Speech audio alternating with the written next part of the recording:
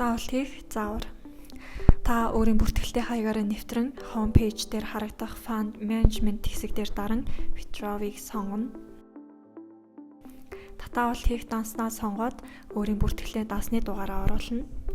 Үүний дараа татаа авах мөнгөнд дүнгээ оруулснаар next step дээр дарна.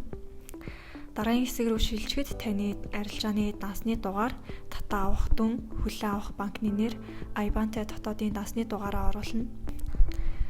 Имэйл эсвэл гар утасны дугаараа сонгоход илгээгдсэн баталгаажуулах кодыг оруулснаар татаа авалт амжилттай хийгдэнэ.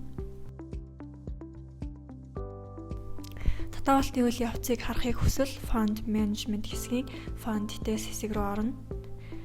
Таны орлогын дугаар, татаа авалт, дотоодын банк, мөнгөн дүн, гүйлгээ хийсэн огноо, статус нь хүсэл илгээгдсэн байгааг харуулдаг. Татаа авалт хийхдээ анхаарах ёстой зүйл нь My Settings гэсний Payment Information хэсэгт таны орлого хийсэн даасны мэдээлэл харагдана. Action хэсэг рүү ороод даасны дугаарын урд эмээн хаягтай IBAN дугаараа оруулж өгснөөр таны татаа авалт илүү хурдан хийгдэнэ.